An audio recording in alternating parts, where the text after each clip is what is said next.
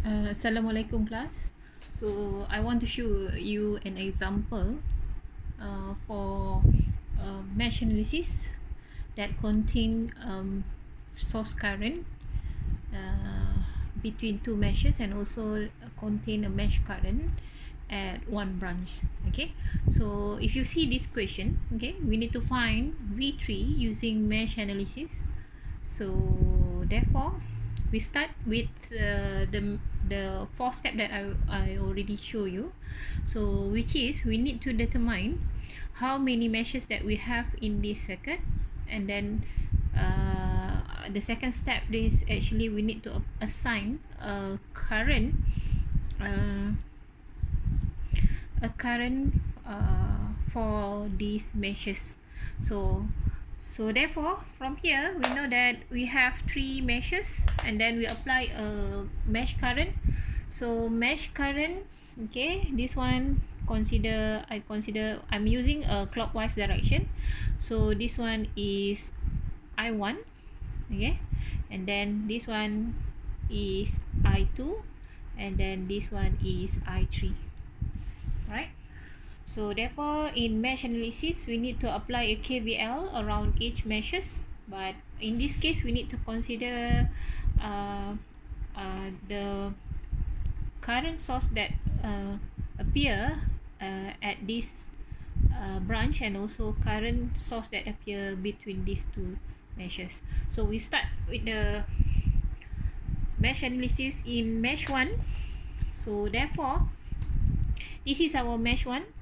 So from here that we see that this current I1 actually at this branch we have a current source 2 ampere. So therefore our equation for mesh number 1, right, so our equation for mesh number 1 will become I1 equal to 2 ampere, right? So this is our first equation. This is due to the I1 here is same direction with 2 ampere current source over here, therefore I1 is actually equal to 2 ampere. Alright, so next we go to the mesh number 2 over here. Okay, if we see here mesh number 2 actually and mesh number 3, between this mesh number 2 and mesh number 3 we have a current source in between that. So therefore we know that actually these two meshes will combine together, become a super mesh. So we can exclude these 5 ampere sources, right? So therefore if we have super mesh in our circuit, so we need to apply a super mesh equation, which is we are using KVL and equation, and also we need to apply support equation, which is we are using Kirchhoff current law equation. So I redraw this circuit without 5 ampere over there by considering this one is a super mesh. So therefore the circuit will become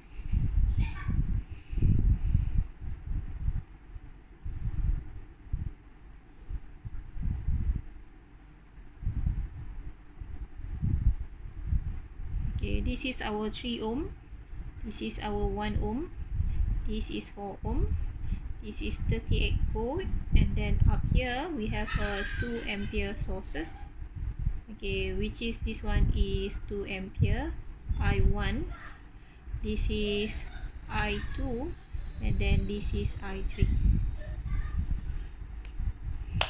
Okay, therefore our KVL equation at this super mesh, okay, so actually we start from here, so our KVL will become negative 38 plus 4.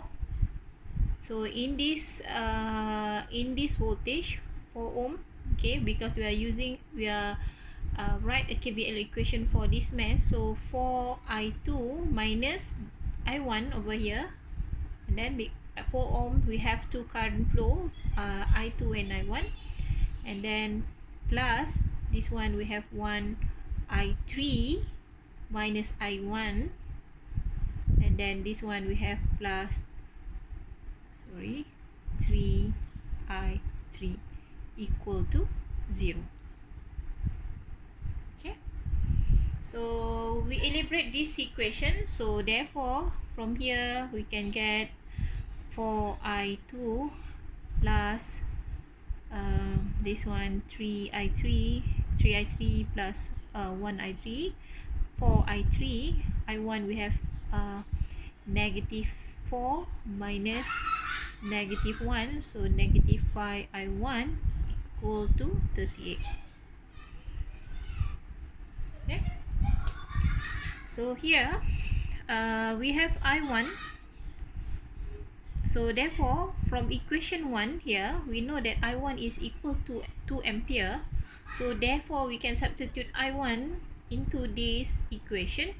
So therefore this equation will become 4i2 plus 4i3 minus 5, substitute i1 into 2 ampere equal to 38. So therefore 4i2 plus 4i3 is actually equal to 48. So this is our equation number 2. So next, we need to write also KCL equation at our super mesh. So KCL equation actually at the branch, we need to write a KCL equation as a support equation, right? So our support equation actually at this branch we have, right? So this is your I2 from the circuit, this is our I3. So this is 5 ampere. Therefore by using KCL equation, we know that KCL equation is current entering. Okay, in this case is I2, this is your current entering, and then I3 is actually this one, equal to current leaving. So therefore KCL equation is actually I2 plus 5 equal to I3.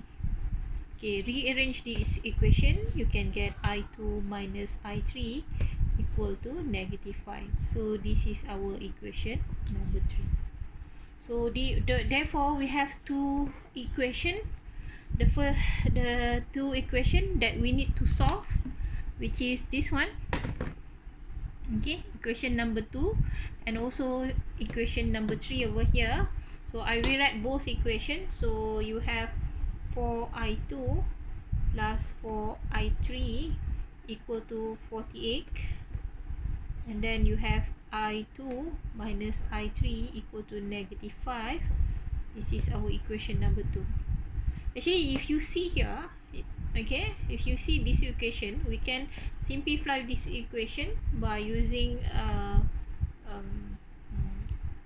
we can simplify this equation. For therefore this equation will become I2 plus I3 equal to 12.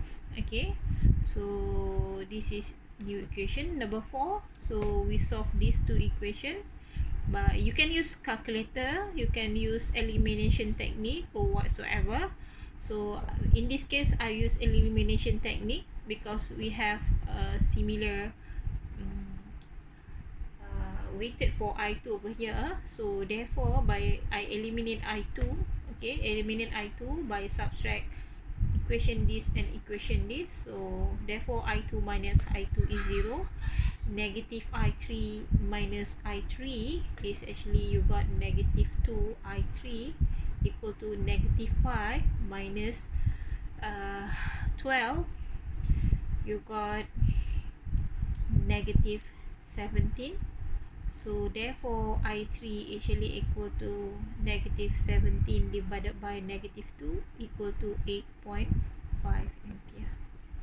So therefore we got the value of I3. So we can substitute I3 here inside this equation, right? So you can substitute this one in here, in there. So I3 actually equal to 5 plus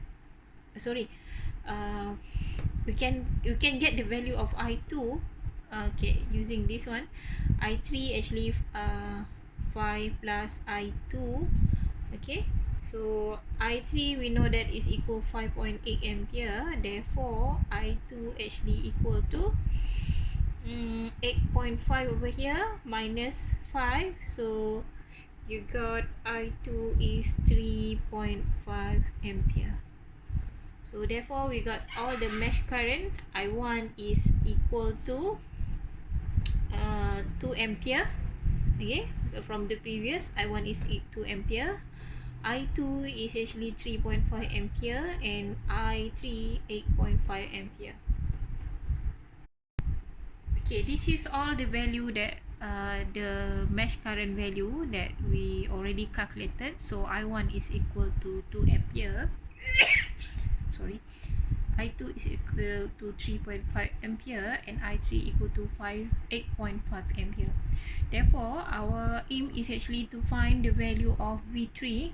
Okay, therefore V3, if you see in this circuit, V3 is over here. So therefore, by using Ohm's law, okay, V3 actually equal to, okay, do we have two current flow here? One is I2 and another one is I1 over here. So this is your I1, I2, this is your I1, right? So therefore our voltage V3 is actually equal to V equal to IR. Our I actually equal to I2 minus I1, and our R actually 4 ohm. So therefore substitute value I2 and I1. I2 is 3.5 and I1 is 2 minus 2 times 4, therefore 1.5 minus 4, our V3 is actually equal to 6 volt. Okay, so this is the value that we looking for. Our V3 is actually equal to 6 volt.